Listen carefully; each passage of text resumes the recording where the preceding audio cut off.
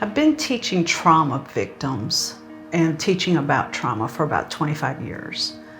And I had a set course of how I taught for each individual person or each organization that I taught. But then about 15 years ago, I started coming under Dorinda in learning about your spirit.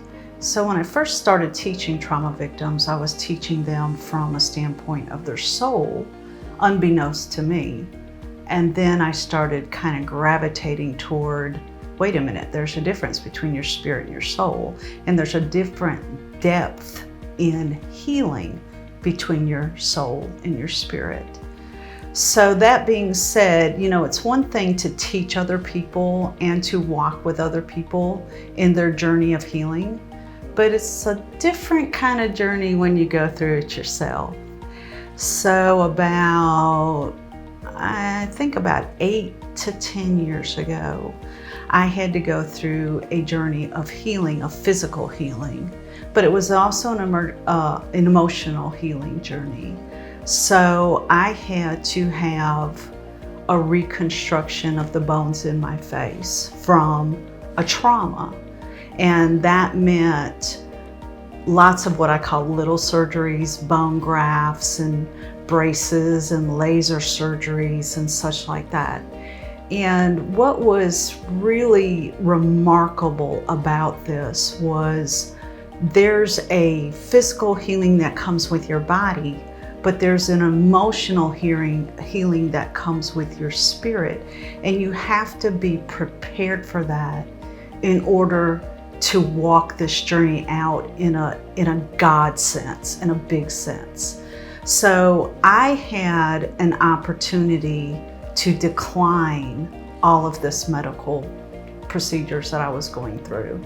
But the ramifications in the end result, the big picture, were going to be pretty detrimental. So I could be comfortable in the moment, but I would pay for it at the end. And during this time that I'm going through this, I'm still teaching on a national level about healing. And I noticed that my teaching started shifting the more I embraced healing in my spirit and healing in my spirit, as opposed to healing in my soul and healing in my body. So I'm walking out my healing journey with the Lord. And I asked him, I said, okay, this is very, very frightening. This is very scary. I can't do it on my own. Are you going, you kind of say, are you going to be here? I need that, promise me you're going to be here, which that he is. But of course, he kept giving me comfort and comfort. So the comfort kept coming through every step and every step and every step of my journey until it came time for the big surgery, which was going to be a several hours, kind of thing. I'm going to be a guest of UAB hospital for a few days. And it's very, very frightening. And your soul wants to tell you, no, don't do this. Don't do this. This is going to be painful. Run, run, run. And that's the part of you that avoids pain at any cost, is your soul.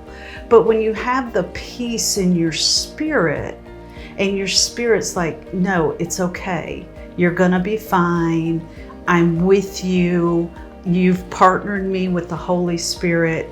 It's, just keep going. Even if it's just one breath at a time, if you can't even make the step and it's just one breath at a time, you keep going.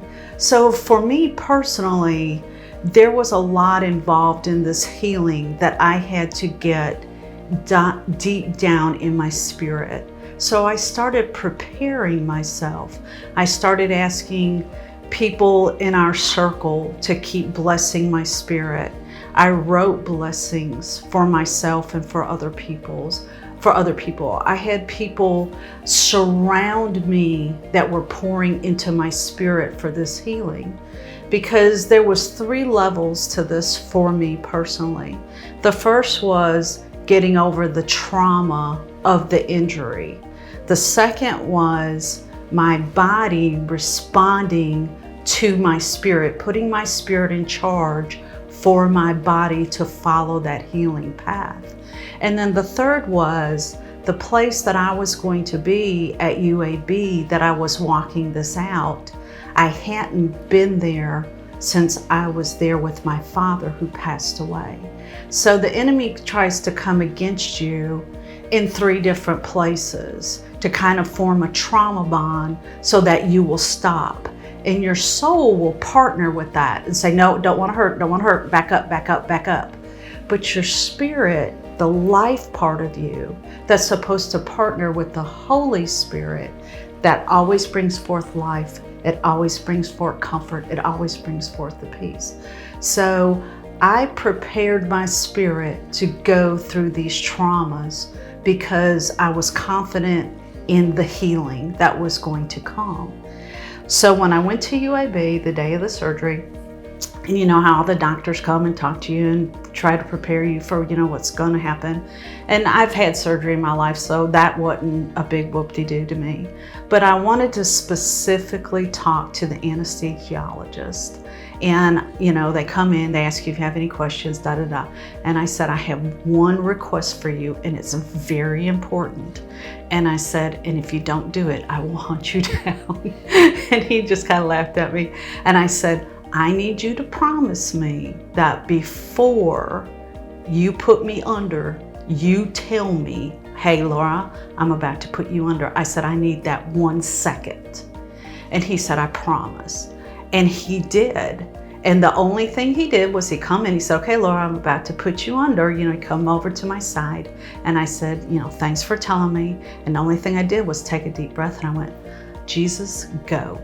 That's the only thing I said. And then he put me to sleep. I wanted to give my spirit permission to partner with the Holy Spirit, to hear what God had to tell me without my soul and my body in the way. I wanted that total download from the Lord with no interference whatsoever. And so it happened. I was expecting it. It happened. And I had no expectations of what the Lord had for me. I had no expectations that He was going to give me that download right that second. But I wanted to make sure there wasn't any walls between me and Him.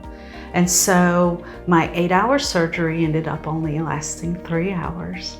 My 3-day stay at UAB only lasted a day and a half. And I walked out my healing with my spirit leading the way. My spirit walked in everywhere I went first, even wrapped up, not able to speak, not able to eat, not able to chew, all the months and 5 years. It was a 5-year journey.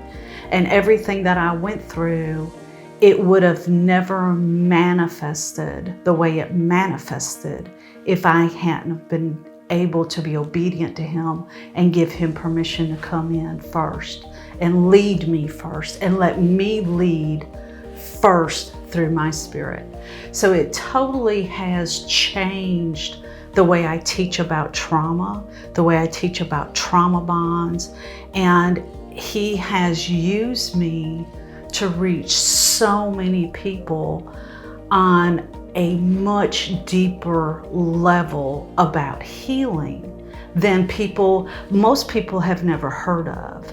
But watching Him manifest in other people because of this, because of what He gave me and what was taught to me, it's been phenomenal, and I can only give Him the glory for it.